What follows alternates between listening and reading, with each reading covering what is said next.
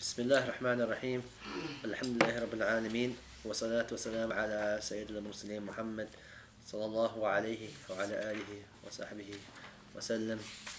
أما بعد, inshallah, we're going today to discuss the Prophet صلى الله عليه وعلى آله وصحبه وسلم, his second trip to the land of Sham. I mentioned previously that he had made a trip to Sham previously, and he met the very learned monk called Bahira. Okay.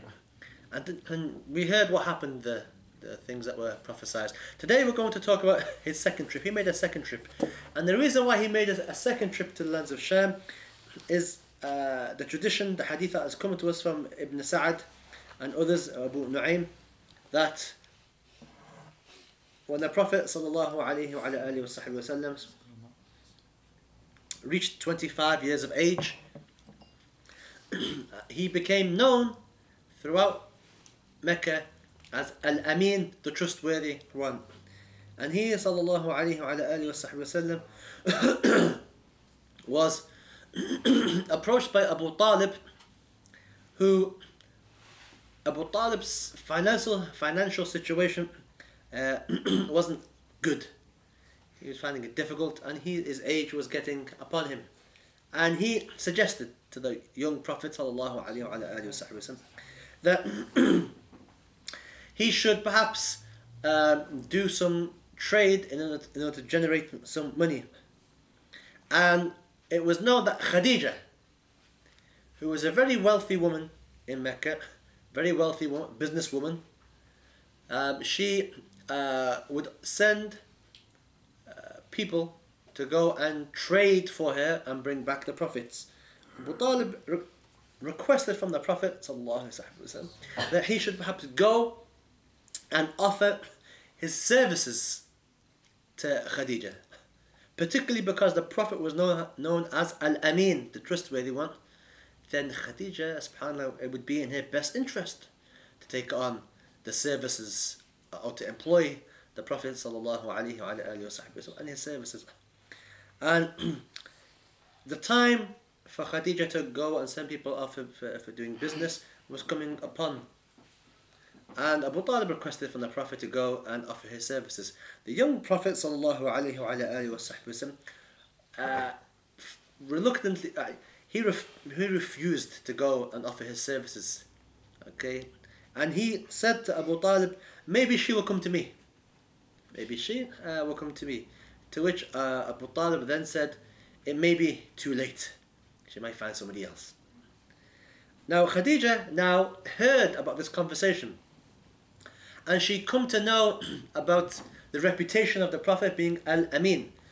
And she then sent a request to the Prophet ﷺ of her hiring him.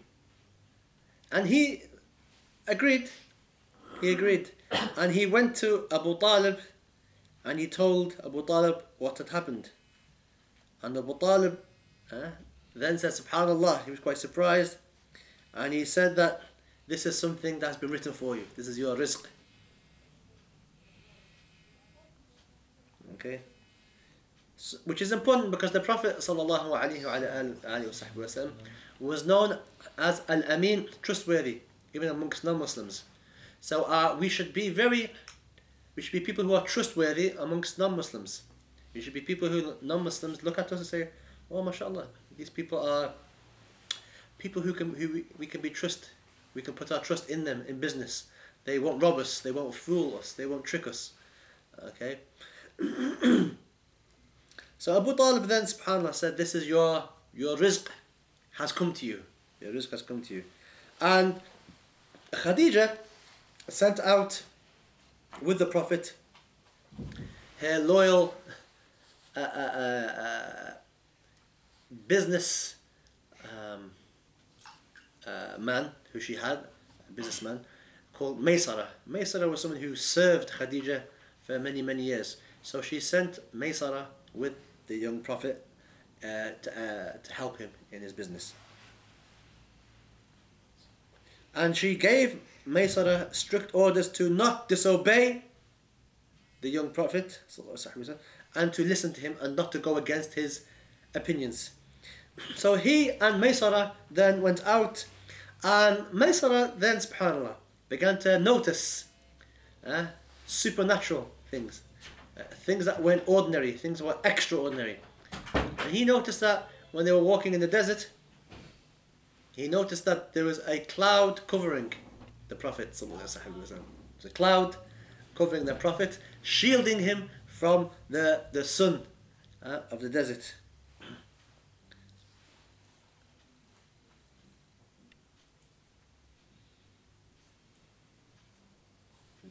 So they went, and they went to Sham, and they, upon reaching the market of Busra, which is in Sham, the Prophet himself took shade underneath a tree. Okay, he took shade underneath a tree. Okay, and I'm not sure if I mentioned to you, but the tree where Bahira saw the Prophet taking shade from, that tree is still alive today. It's in Jordan. Okay, it's in Jordan. If you go on the internet and type in the sacred tree, Jordan, you'll find a picture of that tree. It's the only thing living in the whole desert. People, it's part. The Jordanian tourists companies make a lot of money because lots of Muslims want to go and see it, and they put a fence around it. It's the only thing. It's the only thing in the desert. You know, you see a tree, green. SubhanAllah, it's a tree that the Prophet took shade, and the tree that the tree shaded the Prophet. And some people make the analogy to say that SubhanAllah, this tree met the Prophet. So it's the only living thing that's still alive that's met the Prophet. So, yeah, some people say, yeah, some people, it's a Sahabi tree. SubhanAllah. But it's there, worth looking at. And I know several ulama have visited, and there's a DVD, there's a program on it. It's called the Sacred Tree, the Sacred Tree. There's a DVD. Several ulama from around the world are talking about that tree. If you can maybe get hold of it and watch it, it's worth watching. Now, whether or not this tree is the same tree, wallahu a'lam. But nonetheless, the Prophet took shade underneath this tree, and it was by this tree that the Prophet sallallahu alaihi wasallam caught the attention of a certain monk. A certain monk.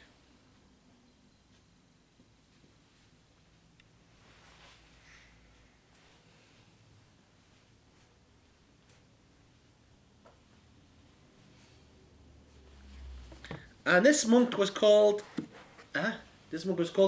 Nestor, or in English called Nesta, in English, but in Arabic Nestor. And he saw the Prophet sitting underneath this tree, and he went to Maysara, and he said to Maysara, "Who is this sitting underneath this tree?" Okay, strange question, yes? Why would he be interested in a person sitting underneath a tree?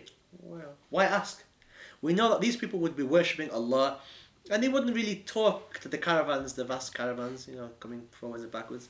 They wouldn't, like if somebody on the road, has a house on the motorway, he's not going to go and speak to the people who are travelling by. They come and go. But he took, obviously, something caught his attention. And he spoke, and he said to Maysara, "Who is this man sitting underneath the tree?" And Maysara said, "This man is a man of Quraysh." And Nesta said to him, "No person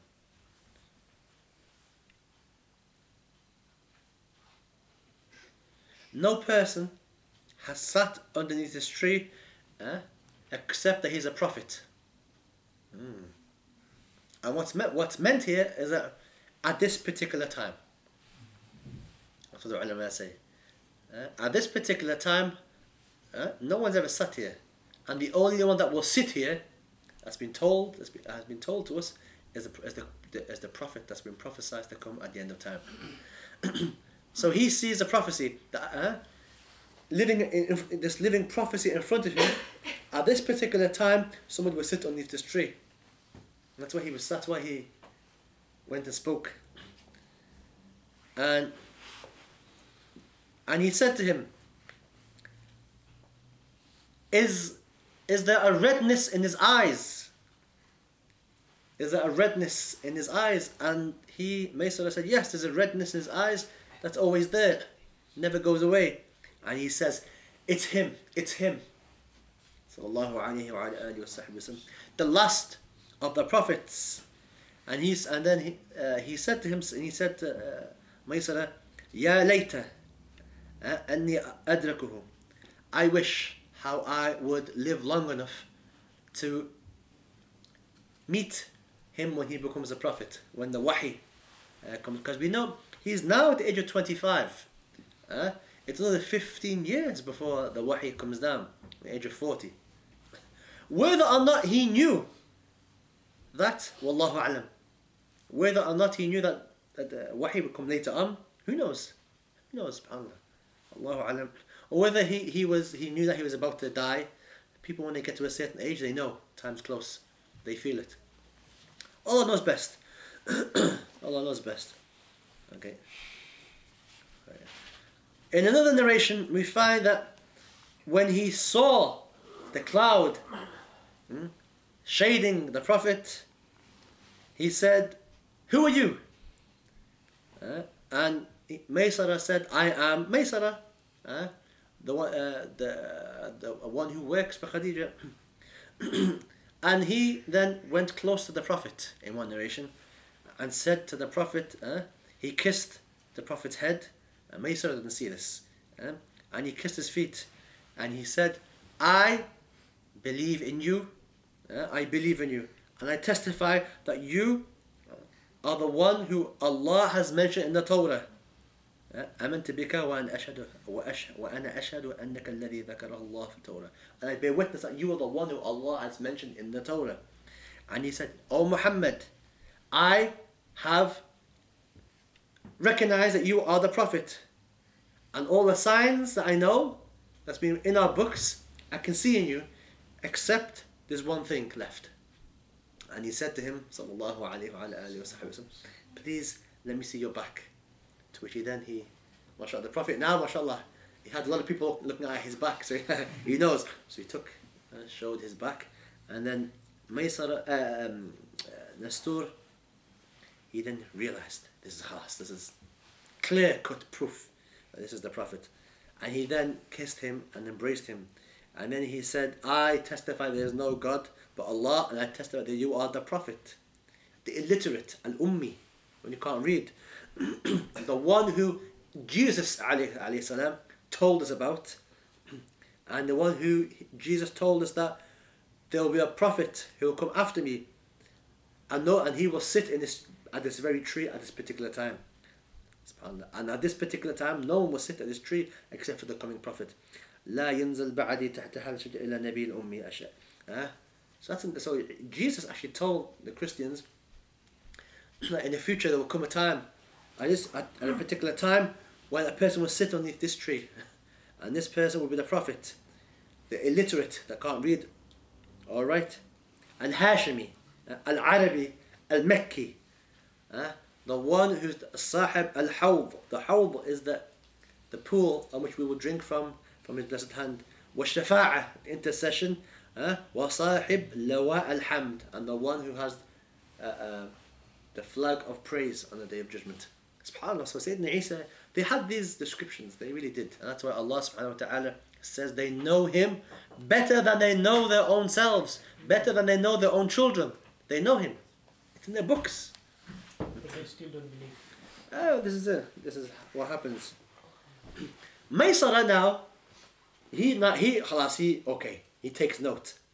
He takes note, okay. This is not just any ordinary man. This is a man who, yes, is very trustworthy, but now there's something very sacred. There's something very holy about this man. The Prophet now, sallallahu alayhi wa alihi wa sallam, went to the market and began to trade. Which is interesting that the Prophets, subhanAllah, they were shepherds, and the Prophet traded. You know, he was a businessman, they had to work. Okay? And many ulama were people who did business. There's nothing wrong with doing business, as long as the dunya doesn't overtake your life. Okay? But nobody can say that the Prophet was somebody who, khalas, the dunya got the better of him. Everything in his time. Time to eat, we eat. Time to sleep, we sleep. Time to go to the toilet, we go to the toilet. We don't spend too much time thinking about how we sleep. We just spend too much time, you know, how we eat the food, what kind of foods we eat, and we don't spend too much time thinking about going to the toilet. These things, we do them and khalas, end of. And business, you know, earning a living, is something that we have to do, khalas, but it doesn't become our main focus for the rest of our lives, our main attention. So he was doing business, sallallahu alayhi wa sallam, and there was a man who he had a difference of opinion with. Okay, and this man told the Prophet who he was disputing with to swear an oath that he is telling the truth, and to swear an oath by Billat wal Uzza, the two false gods. And the reason why he mentioned those two gods is that they were the gods who people in Mecca, well, that's who they swore by. The Prophet then said, I have never, my whole life, sworn an oath on these two. I've never sworn an oath by these two ever in my whole life. And the man then said to him, okay, well, you know, use whichever. It's up to you. You know, whatever you want to say. And then the man then turned to Maysara when he was by himself, one-to-one, and he said, oh Maysara, this is the Prophet of this ummah. He, by the one whose hand my soul is in, Allah.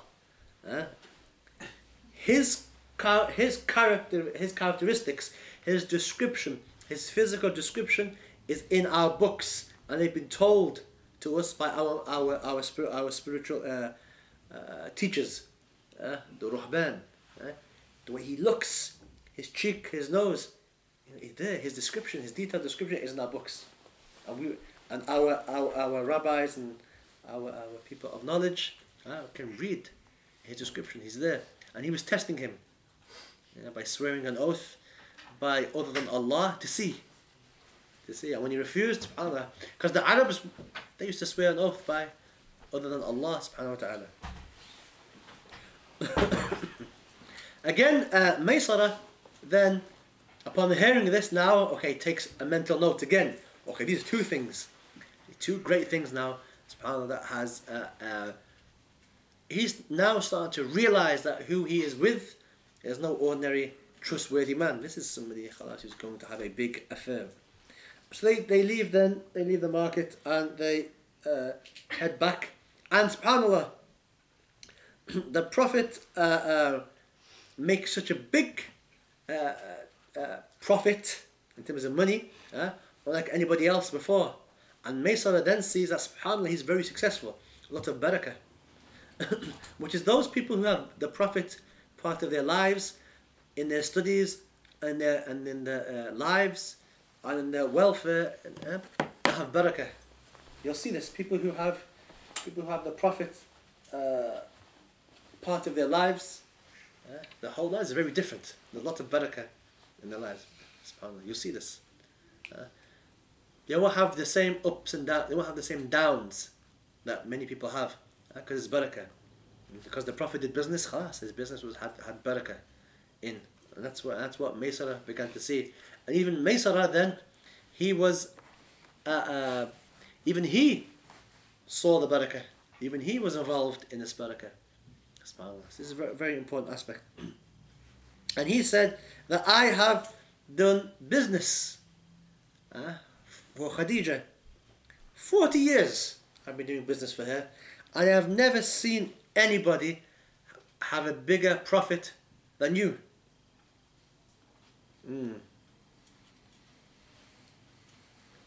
So when they head back to Mecca, and Maysara tells the Prophet to go ahead and give the good news to Khadija. And they go. He goes ahead, and he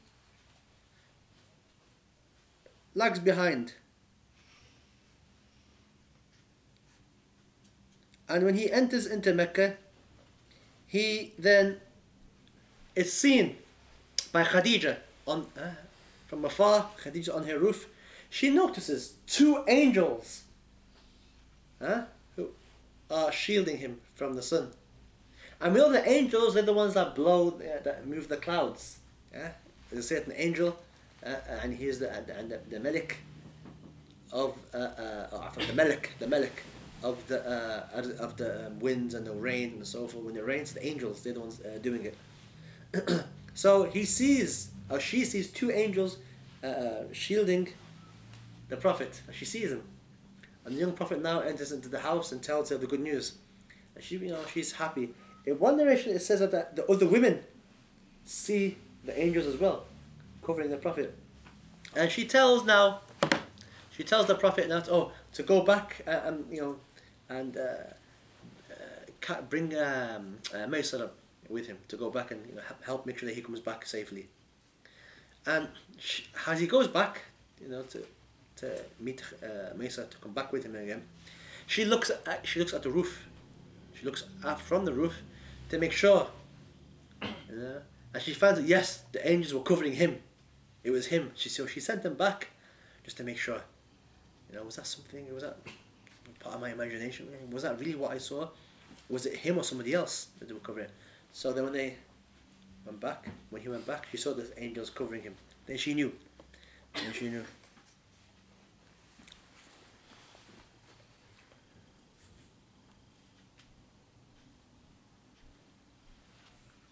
And it says that even Maysara himself saw this happen on his return trip. And Maysara then had a very deep love for the Prophet. It's not known whether or not he lived to the age where the Prophet ﷺ received revelation, because there's no mention of him in our books as having become Muslim, which then would mean that he died before the Arabs had received revelation, which would then put him in the same category as the parents of the Prophet and anybody else in that time frame.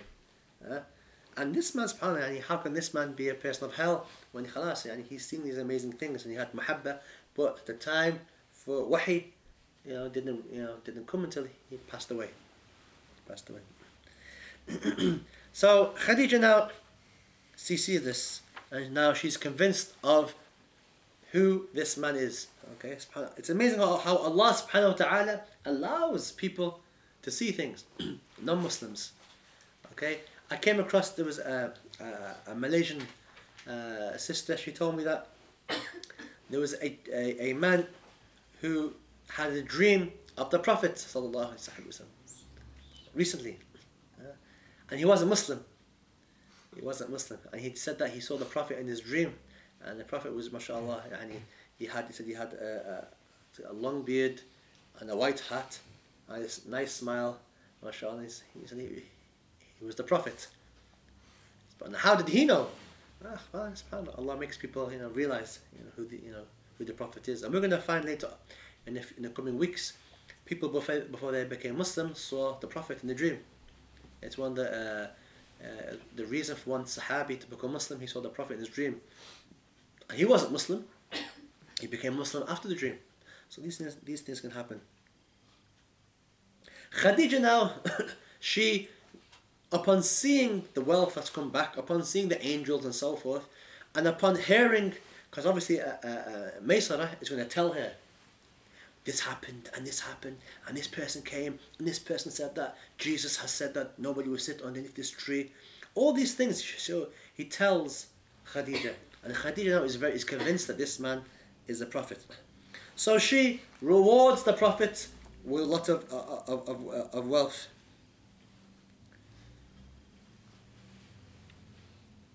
Okay, and she's convinced that this man is a prophet. This man is a prophet. And don't forget, she had a uncle called Waraqa.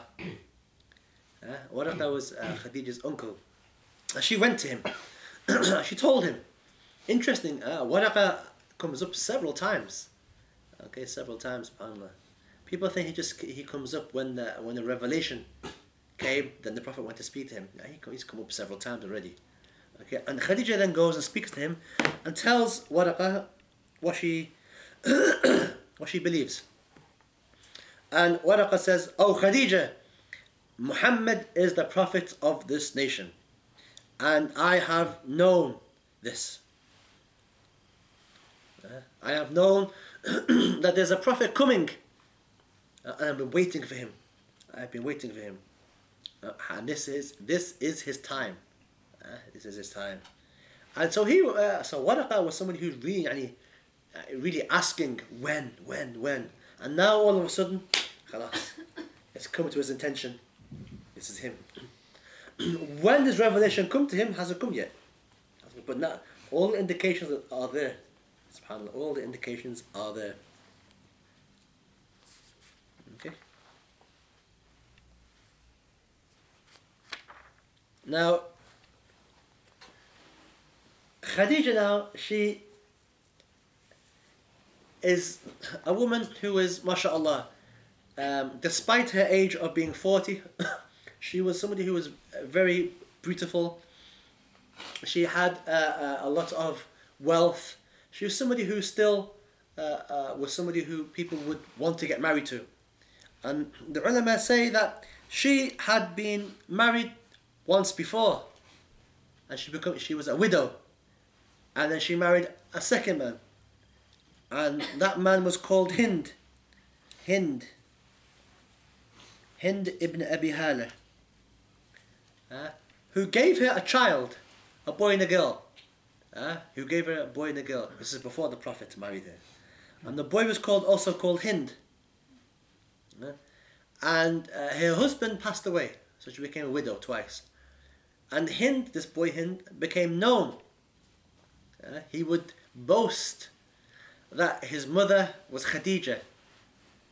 His father, through his stepfather, his father would be the Prophet. Stepfather, yeah? See, again, the Arabs using the father. Yeah? His sister was Fatima. So he'd boast. He'd say, my father was the Prophet, or is the Prophet. Khadija was my mother, and my sister's Fatima. Nobody could say that. He was the only one that could say it. That's what he used to boast. And he lived a long time. He lived into Sayyidina Ali's Khilafah. When Sayyidina Ali was the Khalifa, he lived to his Khilafah, and he died in one of the battles, that Sayyidina Ali was involved in. So he lived a long time, subhanAllah. He lived a long time. So you could say that Sayyidina Ali and Hind were related, because Fatima was his sister. Yes, from They live in the same household. Live in the same household now. Okay, so he said, I have the best of fathers, Prophet, the best of mothers, Khadija. And he would also, and I have the best brother, because the Prophet had a son called Qasim who died young. I have the best sister, Fatima. So he was the only one that could boast. My father was the Prophet, my mother was Khadija, my sister was Fatima, and my brother was Qasim. Although Qasim died at a young age. Now, Khadija, we know, goes on to marry the Prophet. And there's a lot of wisdom, a lot of blessings. The Prophet now is at the age of 25. Khadija's 40 years. Difference of how many years? 15. 15 years. She was 15 years his senior. Despite this, despite the Arabs in the Jahiliyyah, it was not looked down upon for a man to marry a woman who's 15 years older than him. Even in the Jahiliyyah, even in before, the period that people would call ignorance, that was okay. And obviously, after Islam, this is subhanAllah. Something like the Prophet wouldn't marry a woman who was not befitting. And Allah subhanahu wa ta'ala chose for him Khadija. We know that, yeah? Allah decreed and chose for him the best wife, Khadija. And Allah chose her And she had immense characteristics, immense qualities of karam, generosity, good manners, doing good to people and benefiting others. She was somebody who was concerned with the benefiting other people. Okay, subhanAllah, so Allah had chosen this woman to have these amazing qualities and characteristics. And she was chosen to be the Prophet's wife. Just like the Prophet's parents were chosen to be his parents. Not just any old woman the Prophet would marry. Nah, Allah gave her the best woman at that time. Sayyidina Khadija. Many men wanted to go to ask the hand of Khadija and she refused. Again, mashallah, she had several amazing qualities that made her desirable for many young men. Yeah? But she refused them all. She refused them all. And it said that there's a narration that says that one day, and this narration is narrated by Ibn Ishaq, that many years ago, Khadija and many women of Quraysh were sitting together and a person came who was of the Jewish faith and he told the women, all women of Quraysh, there was coming a prophet from amongst you. If any amongst you, whosoever from amongst you can marry him, let them marry him. Let them be his wife. Okay, and the women got angry at her and she told her to go away, you crazy woman, and so on. Khadija though, she registered this in her mind. She made a mental note of this in her mind and she kept it there in the back of her mind. Sometimes people will say things and it will stick. Yeah? And then many years later, or many weeks later, that information will come useful. And you don't know, you remember that information, but it may come useful many years later. But she kept that in her mind. And now when she hears that what her uncle Waraqah has told her, what Maysara has told her, and what she's seeing with her own eyes, she puts one and one together. She puts the clues together and it becomes very clear. This is the Prophet Muhammad sallallahu alaihi wasallam. In one narration it's mentioned that she tells the Prophet, she says to him that you are the messenger. She tells me, you are the messenger, that's me prophesied. And should you have a teaching to teach people, when it comes to you to go to teach people, please don't forget me. Please don't forget me to teach me and to bring me the message. The Prophet then says to her, I won't forget you. And the Prophet then says to her that if what you say is true, that I won't forget you in da'wah. And if I am not the one who Allah has chosen, if it's somebody else, then due to the generosity that you've shown me today by giving me the opportunity to earn some money, and you've given me such a handsome reward, then Allah, who you've done this for, who you've rewarded me handsomely for, you've done that for Allah's sake, that Allah Azza wa Jal will repay you. Allah will repay you. SubhanAllah. And Allah repaid her. She ended up having the Prophet as a husband. Now, there's different narrations on how she got married. Some say that she spoke to him directly, and some say that she sent somebody else to speak to her. The one we'll go with, probably more known, is that she sent Nafisa to go and to inquire, to test the waters. So Nafisa, she said, she narrates a hadith. Nafisa says that Khadija bint Khuwaylid was a woman who still had the desirable qualities. She was an honourable woman, she was a Sharifa, and Allah had given her a lot of goodness. And she was a woman who, mashallah, from a good family and had a lot of wealth and so forth. So Khadija sent her to test the waters. So she says, one day she sent me to go and ask the Prophet to see, is he favourable to getting married? And she goes and she says, oh Muhammad, what's preventing you from getting married? Because the Prophet was 25. See, it's a a loaded question to see. So beware if somebody says to you, what's particularly a member from the opposite sex, what's preventing you from getting married? SubhanAllah, oh, be careful now. Your answer now will determine. So she says, what's preventing you from getting married? Why aren't you married? And he says, I have nothing to get married with. ما بيدي ما أتزوج به. I have no money. Now, how is that true? You had no money when you just come back and had a big profit. Who can work it out? Who can work out? The Prophet is not lying. He's saying, I haven't got any money. I haven't got much money. He said he give a charity. To who? Or he gave all the profit to the Khadija. He didn't take any. No. Somebody said that, by the way. I've taught this class before, and somebody had that. No, that's not correct. He took the money off Khadija, sallallahu alaihi wasallam. But think. Why did he go in the first place? Abu Talib. Abu Talib. But I was poor. We're going to find out that Abu Talib, then, the Prophet and his family, they take Abu Talib's children to look after.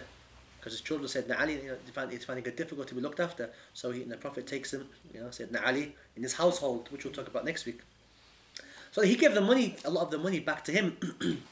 So he doesn't have much money. And obviously he's not aware of who's asking. He doesn't know. Okay? And then he says, I don't have any money. I have enough money. And then she says, well, if you were called to... If that was taken care of, the issue of money, if that was taken care of, and you were called to a woman of wealth, and of beauty, and of honour, and she was suitable, would you agree? See? Well, so he, sallallahu alayhi wa alihi wa sallam, now he gets it. Now the message now has registered with him. Because who is it? And she says, Khadija. And he says, okay, how do I do that? And she says, leave it with me. Don't worry. Leave it with me. I'll sort it out. And she runs, and she tells Sayyidina Khadija, and mashallah, they then get married. They say that in one narration that the Prophet and his uncle Hamza and 10 of his relatives went to the house, for Khadija's house, and asked for her hand. Mashallah, a lot of big people went to the house. 10 people went to the house, and Abu Talib was there, and 10 people, like I mentioned, from the Prophet's relatives went and they asked for Khadija's hand. Now, Khadija, mashallah, out of all the women in her time, out of all the women in Mecca, she was chosen. And she really liked the Prophet for his good manners and his safety that he had, his aman and so forth. And she, out of all the Prophet's wives, she was the one that was closest to him in family. In terms of lineage, she was closer to him than the rest of his wives. And all the Prophet's children, every single one, except for one that came from Maria, but all the Prophet's wives, none of them gave him children except for Khadija. She's the only one that gave him children, of his wives. And the Prophet had several children. The first was called Qasim. Qasim was a boy. Hence the Prophet has a nickname, Abu Qasim. Abu Qasim. And when he died at a young age, the Prophet's son died at a young age. Okay. And then he had a daughter called Zainab. And then he had a boy called Abdullah. SubhanAllah. The same name as his father.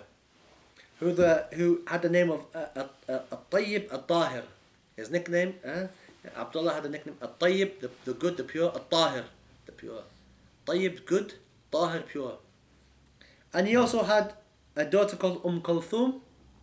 And he also had a daughter called Ruqayyah. And obviously he had a daughter, he had Fatima. Fatima being one of the youngest.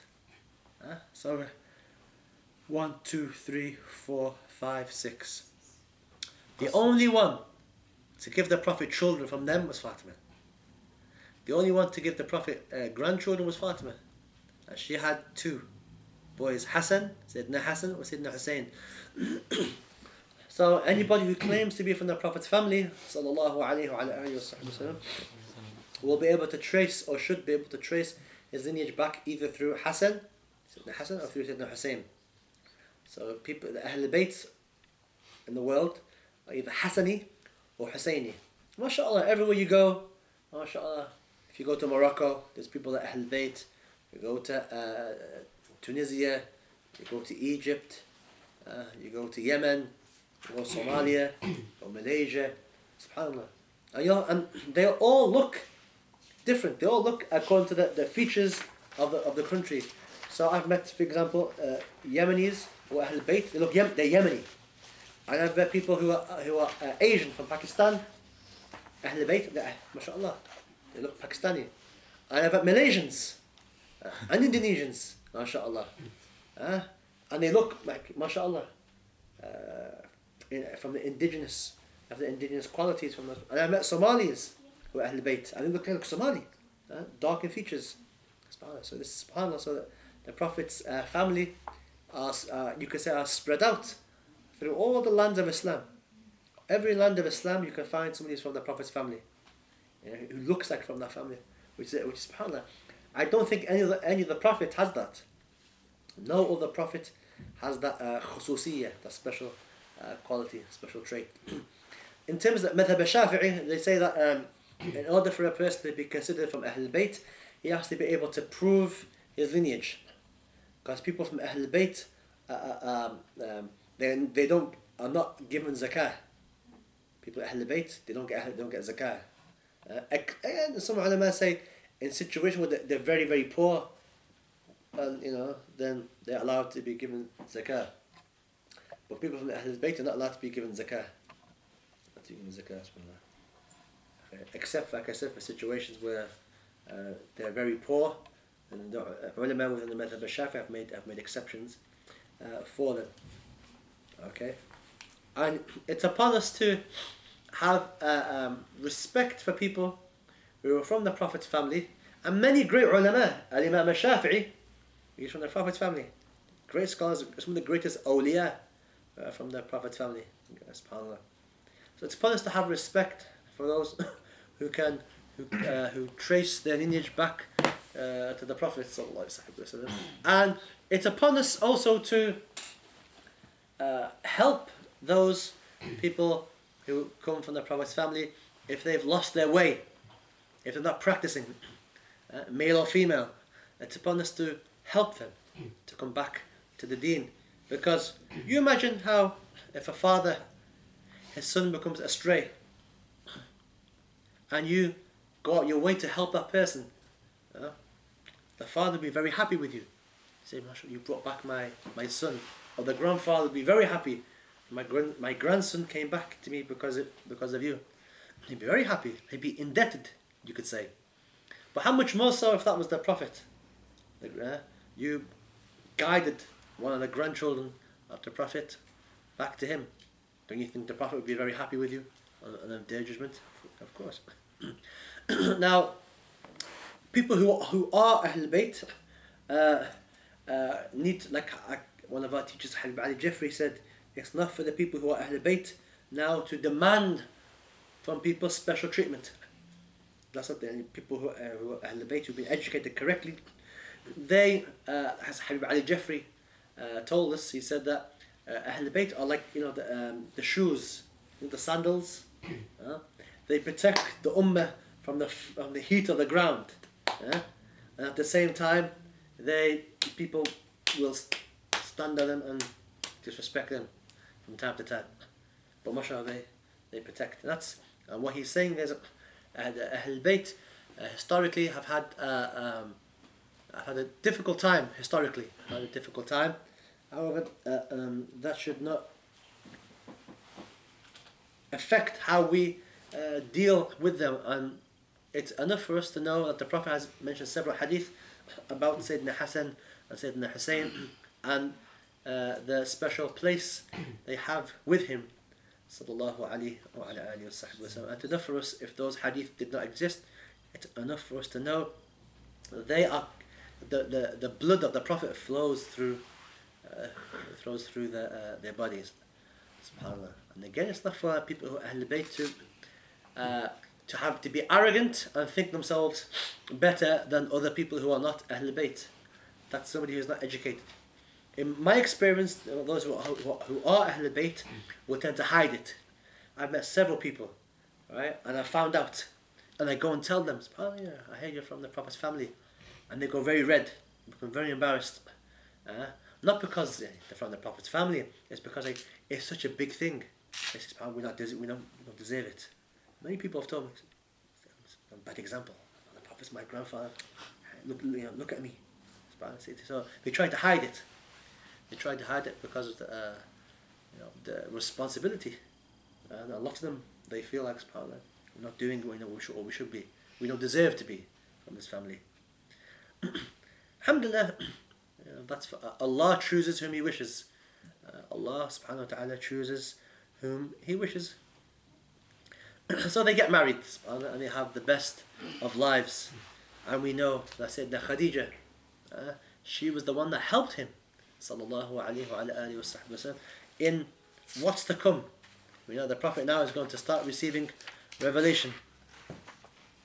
Okay, and we know that revelation now is a very difficult thing, and the Prophet several times becomes very disturbed at the events that unfold in his dreams and unfold in the cave in which he will spend many nights within.